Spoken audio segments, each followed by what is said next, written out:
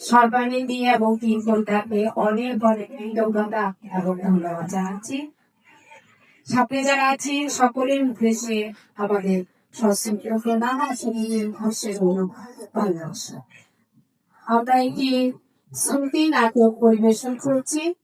নাটকটির নাম পঞ্চাঙ্গি, রচনা শ্রী সসীম আচার্য, যিনি আমার সাথে বসে আছেন। সাউন্ডটা হলো একটু চলে যাচ্ছে না, বুঝে যাচ্ছে।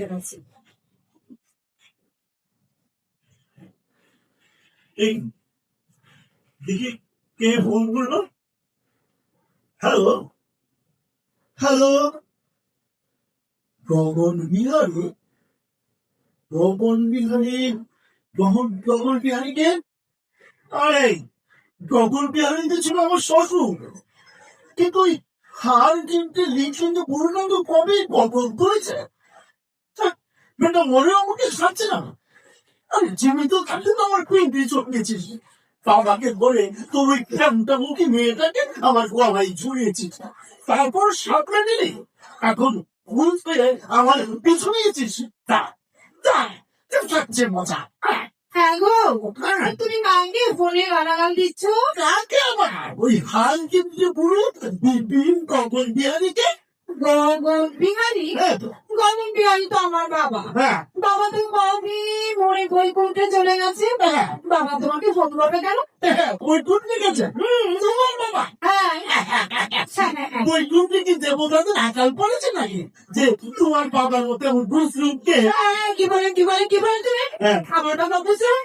তুমি আমার মৃত বাবাকে অপমান করছ। অপমান অপমান তো করতো তোমার বাবা। কিছু বললেই বলতো আমি পুলিশ, আমার মেয়ের নামে উল্টো পাল্টা বললেই সোজা জেলে পুরে দেব। জেলটা যেন ওটার পৈতৃক সম্পত্তি। কেন কেন কেন কেন আমার বাবা তোমার কি ক্ষতি করেছে শুনি? কি ভালোটা করেছে শুনি। এবং রাজপুত্রের মতো জামাই পেয়েও দিয়েছে কিনা একটা সেকেন্ড হ্যান্ড সাইকেল দিয়ে দিল, আর একটা হাত দিয়েছে যে আমি বর্তমান সুখান যাত্রী।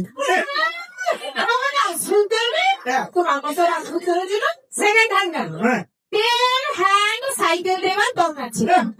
বিয়ের আগে আমি কি সুন্দর গান করতাম, কিন্তু বিয়ের পর তোমার সব ছাড়ে এসে আমার সব গেল। কি সুন্দর গান করতাম, ওই গান শুনেই তো আমি তোমাকে 3 বছর আমার আকরের পায়খানে কলা দিয়ে কোনো শব্দই বেরোবো না।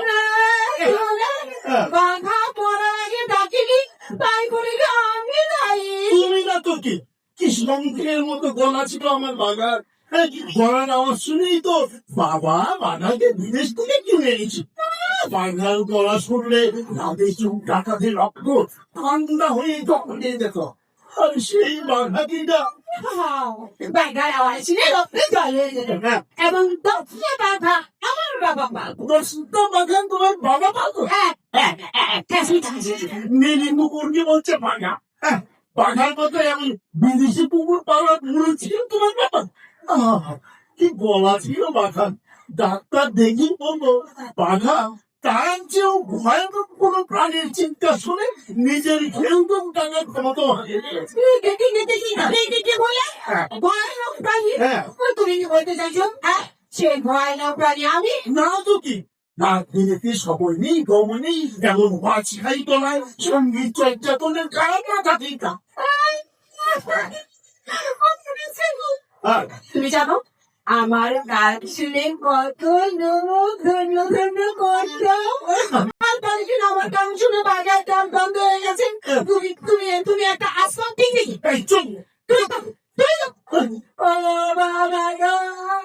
তোমার আমার সুন্দরীকে কি অপমান করছে তারপর তোমার ক্ষমা সুন্দরী নিয়ে অপমান করছে। ক্ষমা সুন্দরী ওই নাম শুনেই তো বাবা ধরে গেল। নিচেও দেখতো না, আমাকেও দেখতে দিল। দেখো ঠিক আছে, আমি দেখতে খারাপ হয়নি।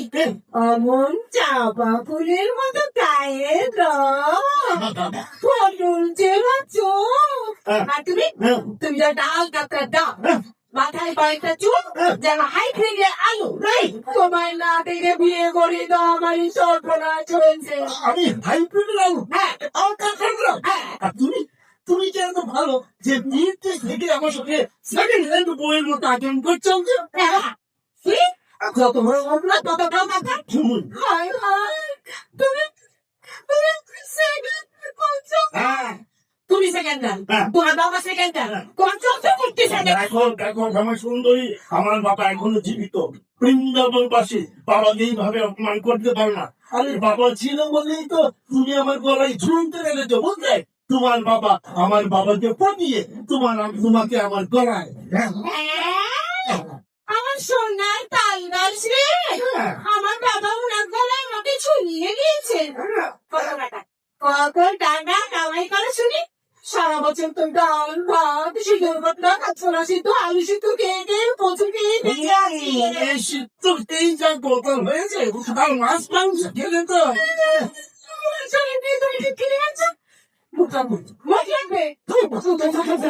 এই ঘিয়ে মাকে শরীরে মুখ করতে লাগবে বুঝতে যাবে আমি আমি কি করবো কি করবো হ্যাঁ আমি আজ থেকে তোমার সঙ্গে সংসার করবো হ্যাঁ আমি চললাম। কোথায় যাবে বাবার কাছে যাও যাও যাও তবে যাওয়ার সময় তোমার বাবার দেওয়া খাটটাও নিয়ে দিও শুনেছি বৈকুণ্ঠে উনি বিছানা নামে মাটিতে কড়াগুড়ি যাচ্ছে আচ্ছা আচ্ছা 40 বছর ধরে বাবার দেওয়া হাটেই তো ঘুমাচ্ছে হ্যাঁ একটা খাট কেনার অনুরোধ আছে তোমার? আমি যাচ্ছি দেখি পেড়ে দানা পালি কে দেখো দেখো দেখো আরে এই খেলা সুন্দরী আরে একটু রাগ করছে কেন আমি তো এমনিতেই ঝগড়া করছি সব আমার জীবনে আর কি আছে? তুমি রাগ করে না খেলা সুন্দরী এসো চালু এসো রান্না করে করে খাওয়াচ্ছি তো হ্যাঁ কে কে শরীরে তেল নেব আর এই তেল দিয়ে আমাকে মজা করছো তাই না? পদ্মায় কোথায় আমাকে আবার মৃত খেলা সুন্দরী তুমি বুঝছো না মাঝে মাঝে ঝগড়া করলে স্বামী স্ত্রীর সম্পর্কে জং ধরে যায় বুঝলে তারপরে তুমি আমার মৃত বাবাকে যা খুশি তাই বলবে বুঝি খেলা সুন্দরী আমি কথা দিচ্ছি আর বলবো না আর বলবে না হ্যাঁ। ঠিক আছে ঠিক আছে আচ্ছা দেখি তো ফোনটা কার এসেছিল দেখো এ, কি হলো হাসছো কেন শোনো শোনো হ্যাঁ ফোনটা এসেছিল গগন বিহারী নয় হ্যাঁ গগন চন্দ্র হ্যাঁ। মানে বৃন্দাবন থেকে তোমার শ্রী চরণে সুপাওয়া বলতে আমার বই হাই হাই আমি না দেখি কত কথা শুনে দিয়েছি হাই হাই কি ভাববেন বলতো এমনই হয় এমনই হয় পরের জন্য গর্ত করলে নিজেকেই সেই গর্তে পড়তে হয় নয় নমস্কার